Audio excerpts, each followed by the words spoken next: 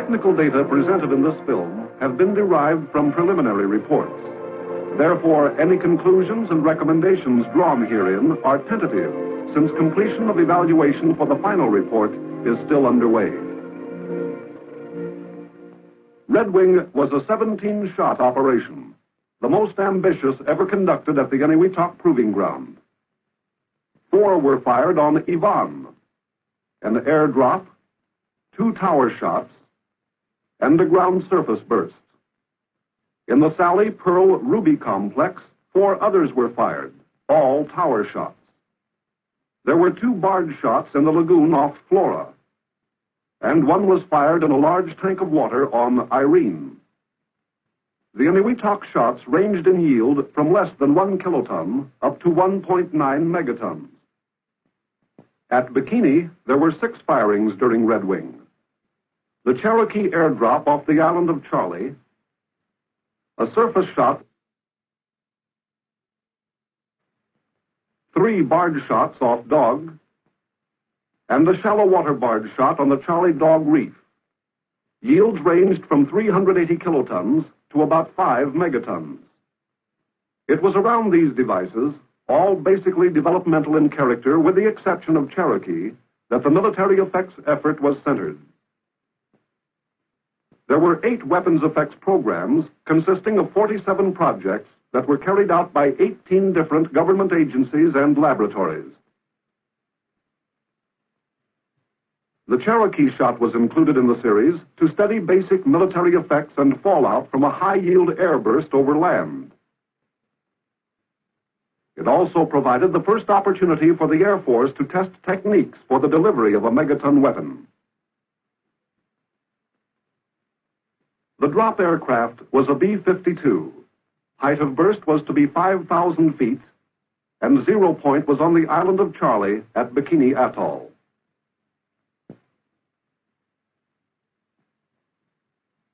Blast studies in free air were concerned primarily with measurements of a high-yield airburst to document propagation of the blast wave through a non-homogeneous atmosphere. One technique used to obtain this data was to fire smoke rockets behind the 0 point to form a smoke grid, and then to photograph the shock propagation against this grid.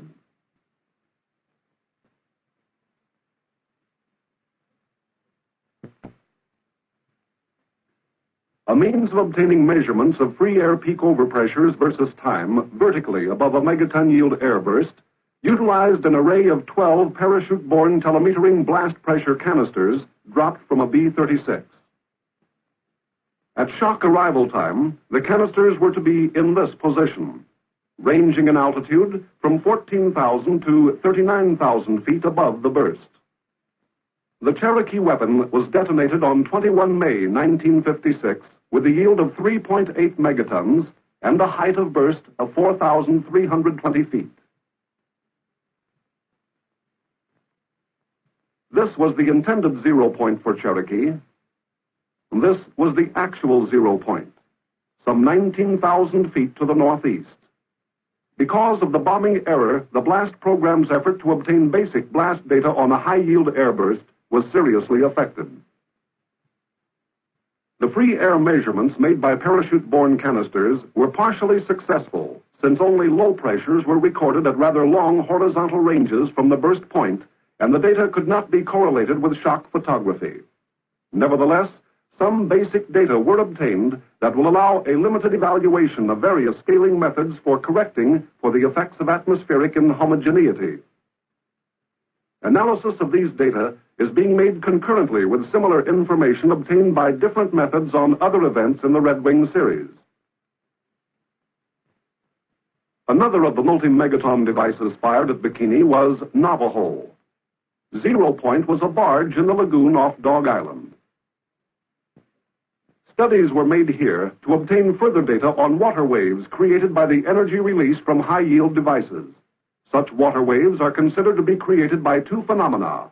First, in the immediate area of the burst, energy transfer in the form of initial impulse and fluid displacement produce the most significant waves.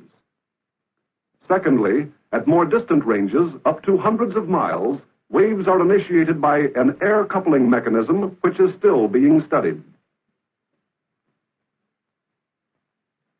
Navajo was fired with a yield of 4.8 megatons.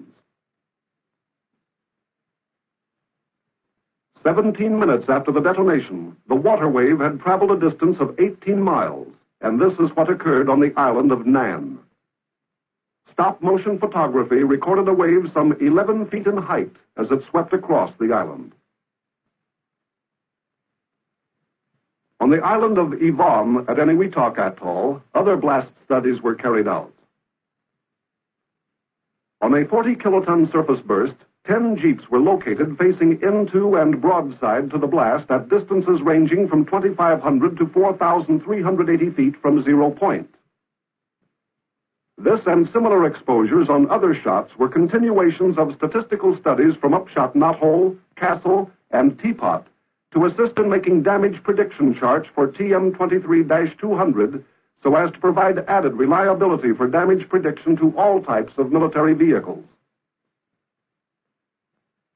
Preliminary analysis of the data collected from jeeps indicates that a good correlation was achieved with the existing damage prediction charts for TM-23-200.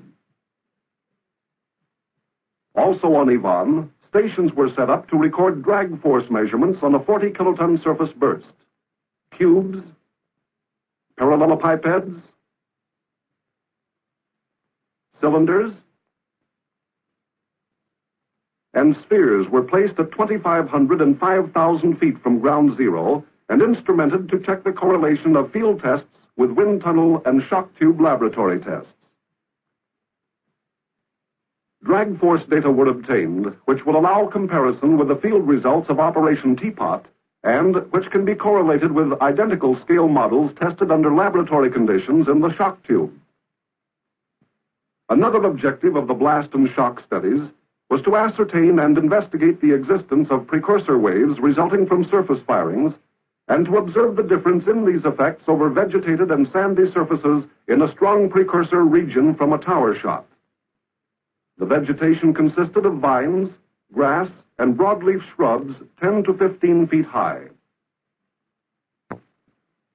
In comparing findings from the cleared and uncleared areas, it was found that the vegetation had a suppressing effect on precursor formation and propagation as compared to that over a cleared area. It is believed that wet soil conditions and high thermal energy attenuation in the air of the Eniwetok Proving Ground adversely affected precursor formation, since precursors at the Eniwetok Proving Ground were weaker than those over the dry soil in the clear air of Nevada. Precursor-type waveforms were recorded on both surface events. In addition, a good range of crater data was obtained under a wide range of conditions and environments. For example, La Crosse was fired on the reef with a yield of 39.5 kilotons, and the crater was 404 feet in diameter, 44 feet deep, and had a 15-foot classical crater lip. Zuni was fired at Bikini on an island with a yield of 3.5 megatons. This crater had a diameter of 2,310 feet, was 103 feet deep, and had a 15-foot irregular crater lip. Such data will increase the reliability of crater predictions. The structures effort was chiefly concerned with checking the effect of the relatively long duration of the positive phase of the megaton blast wave on structural responses.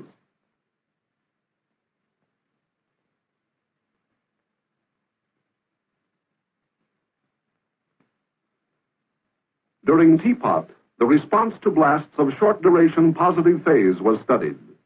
There were many unresolved questions concerning the applicability of a simplified mathematical model to the load duration problem. On Teapot, the responses of 4 typical single-story steel-frame industrial buildings to a 22-kiloton burst with a relatively short-duration positive blast phase were documented.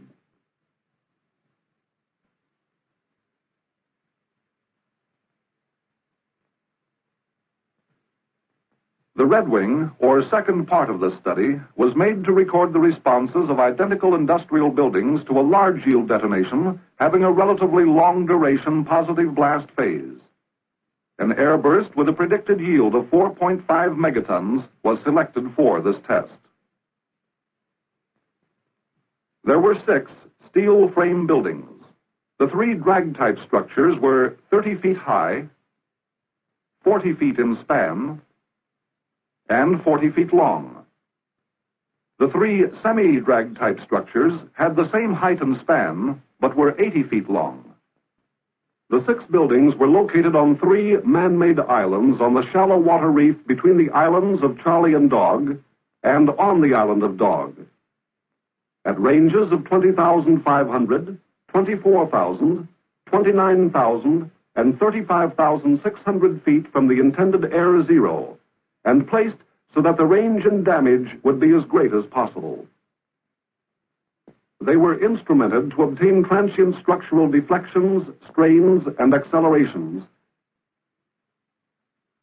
as well as overpressure versus time and dynamic pressure versus time relationships.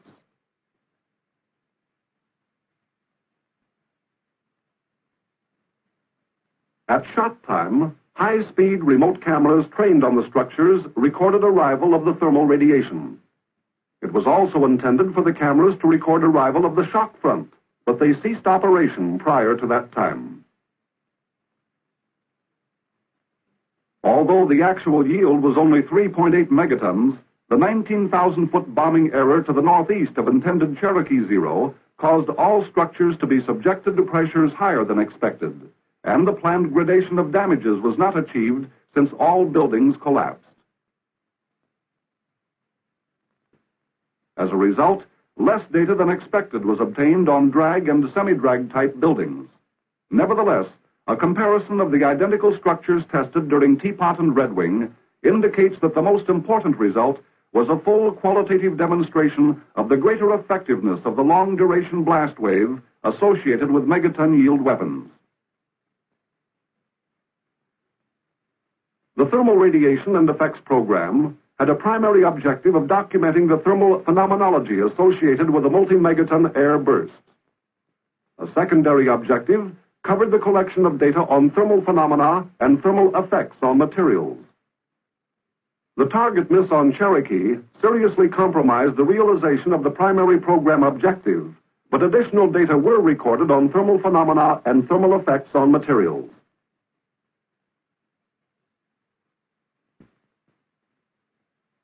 Studies of the effects of nuclear weapons on aircraft in flight, conducted previously during operations Greenhouse, Ivy, Upshot Knothole, Castle, and Teapot, were continued. Previous tests indicated the critical importance of thermal effects on aircraft structures with respect to subsequent loading of the heated structure by both gust and overpressure.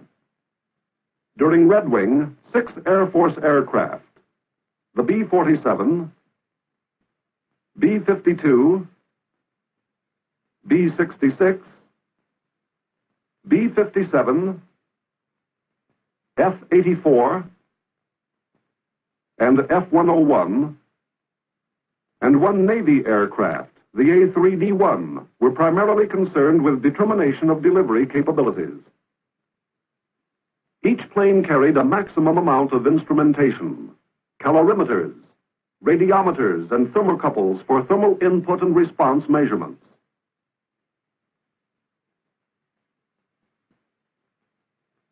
Transducers and strain gauges to record shear, bending, and torsion of the wing, tail, and fuselage surfaces. Other instrumentation included gyros to measure angles of roll and pitch, pressure transducers to record overpressures, accelerometers for measurement of structural accelerations, plus oscillographs and cameras to record aircraft positioning information, wing deflections, and other data.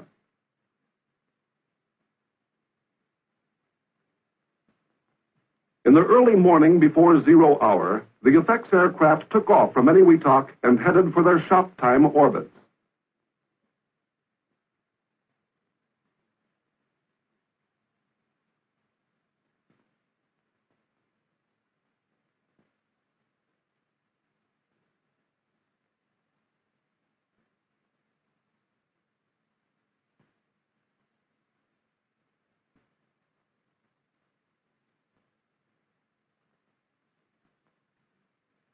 To position the aircraft at precise locations in space, and to have a complete record of the flight paths at zero time and at time of shock arrival, various aircraft and ground electronic positioning systems were used.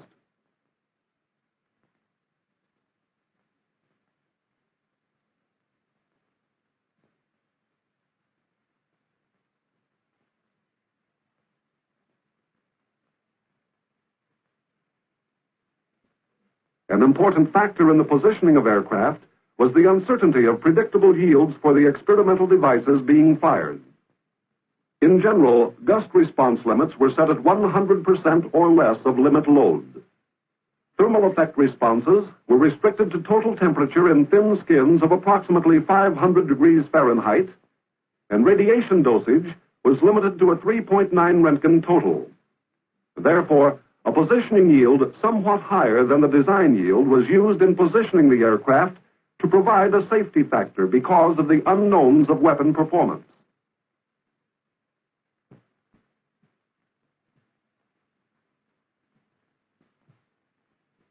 For example, with the Zuni device, the predicted yield was 1 to 3 megatons. The safety factor stated that aircraft positioning yield would be 5 megatons. The actual yield of this device was 3.5 megatons.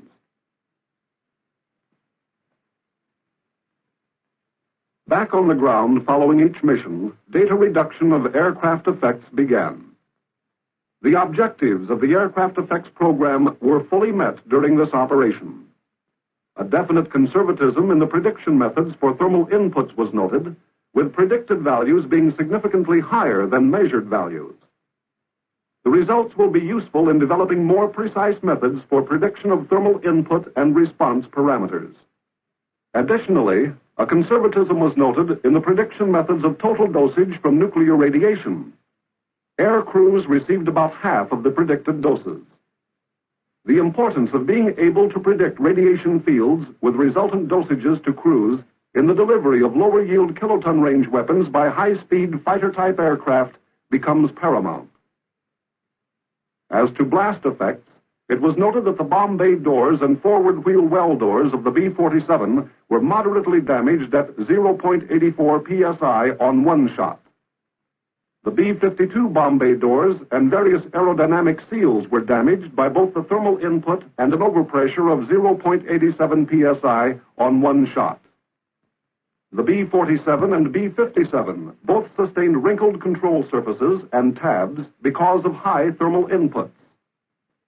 And the honeycomb skin of the F-101 was a thermal limiting item, with the skin on the stabilator and wing becoming unbonded with a temperature rise of about 450 degrees Fahrenheit.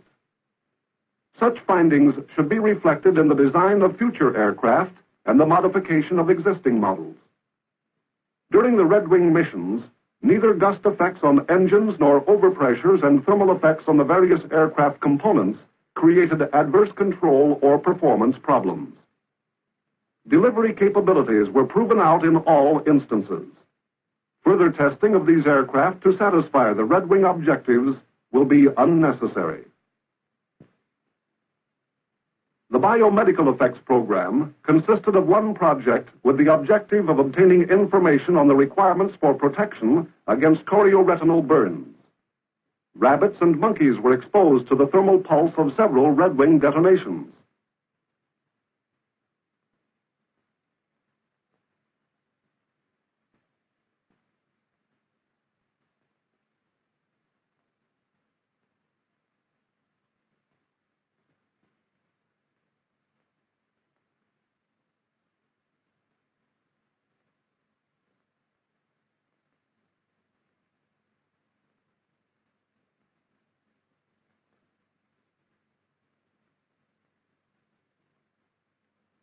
Timing and shutter mechanisms for fractionating the light pulse time-wise,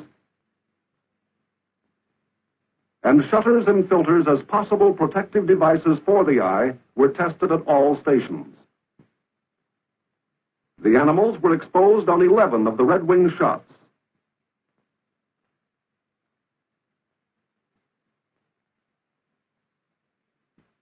And results indicate that climatic conditions and the thermal pulse characteristics at some exposure stations reduced the radiant exposure below the threshold necessary to produce chorioretinal burns. Both the first and second peak irradiances may produce chorioretinal burns, and the blink reflex is not fast enough to protect the eye.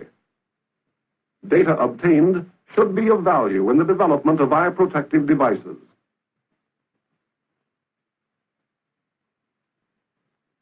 Another of the Redwing effect studies was concerned with the long-range detection of nuclear detonations by utilizing the electromagnetic pulse radiated by the detonation.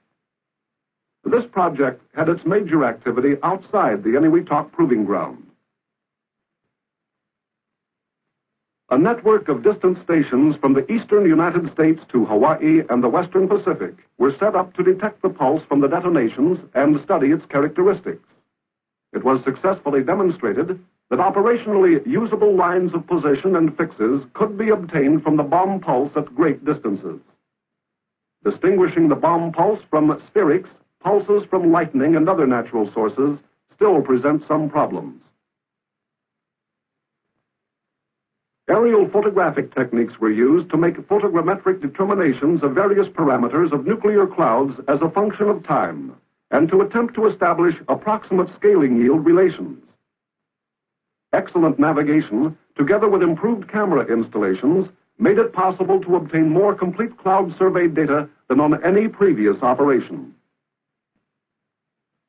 The nature and distribution of radioactive fallout from high-yield thermonuclear detonations was one of the prime objectives of the Redwing operation.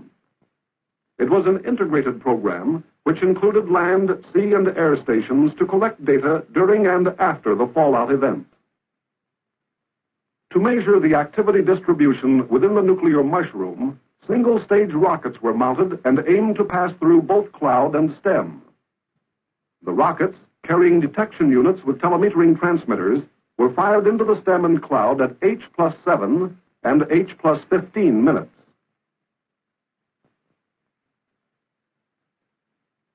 The telemetered radiation exposure rate was then recorded on magnetic tapes in island and shipboard recording stations. To study the physical, chemical, and radiochemical nature of fallout after it reaches the surface, a number of collection techniques were used. Land stations located throughout the atoll consisted of total and time incremental collection devices for the purpose of gathering gross samples as well as samples versus time, from which time of arrival, rate of fallout, and time of cessation could be established. Since available land areas were covered by only a small fraction of the total fallout pattern, an array of floating instrument stations was moored within the lagoon and at sea to the north of the atoll. 3 pontoon rafts, instrumented to measure time of arrival, total exposure, and to collect total fallout samples, were moored in the lagoon. In addition, 2 YFNB barges with total and time incremental samplers and a variety of other instrumentation were moored inside the lagoon. In the ocean to the north of the atoll, some 16 skiffs were moored to collect total fallout samples, measure integrated exposure, time of arrival, and penetration of activity to various ocean depths.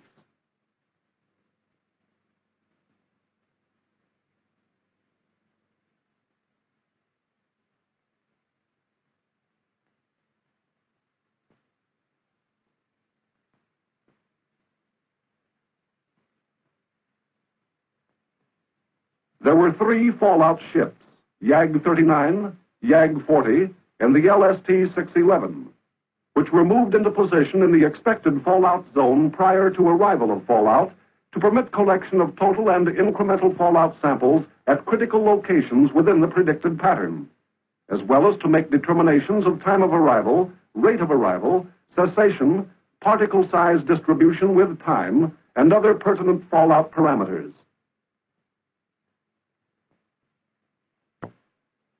The YAG-40 was outfitted with a special laboratory where early time studies of the collected fallout material were performed.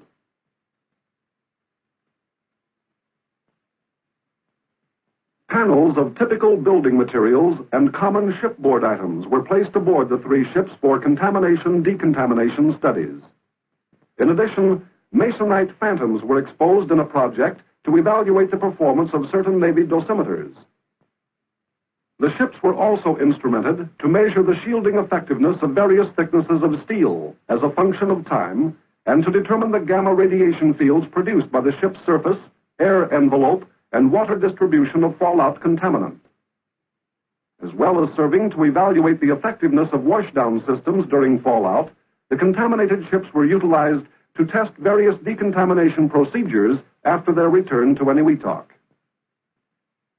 To document the resulting fallout patterns, both aerial and sea surface surveys were carried out. P-2V aircraft, instrumented with very sensitive radiation detectors, were flown over the contaminated ocean areas to give an early definition of the pattern.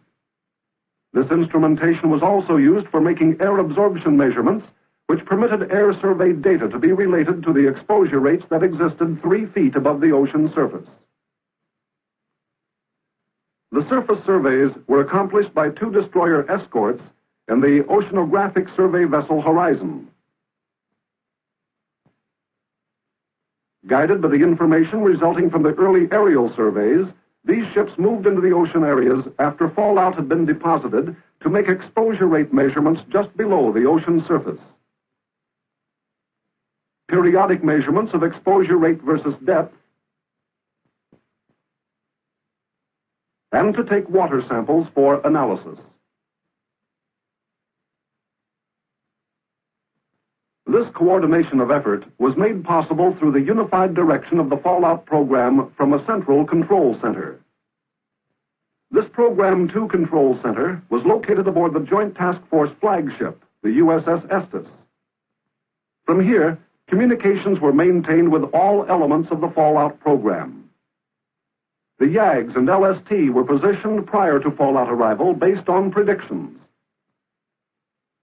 The aircraft surveys were initiated and controlled, and the ocean surveys were directed, all under the supervision of the senior scientific personnel centrally located at the control center. In this way, an integrated effort of many separate elements was achieved, thereby resulting in a thorough documentation of the resultant patterns. To provide additional information on early cloud penetration and to permit determination of exposure and exposure rates encountered in flying through clouds produced by megaton range detonations, a number of B-57B aircraft, equipped with appropriate instrumentation, were flown through the stem and cloud base at times as early as 20 minutes after detonation. The data obtained is also valuable in determining the spatial distribution of the activity within the mushroom. During Redwing, all types of firings, air bursts, land surface bursts, and water surface bursts were documented to obtain the maximum amount of information on fallout phenomena. On all types, the concentration of activity in the stabilized cloud seemed to be more dense in the layers near the bottom of the cloud. The stem activity concentration appeared to be less than 3% of that in the cloud. The ocean and aerial surveys, in conjunction with the data from collector stations, permitted construction of fallout patterns from the contaminating shots. The Cherokee shot, intended as a megaton airburst over land, actually showed that an airburst over water does not produce downwind fallout areas of military significance. Whether or not this is the case over land remains to be determined.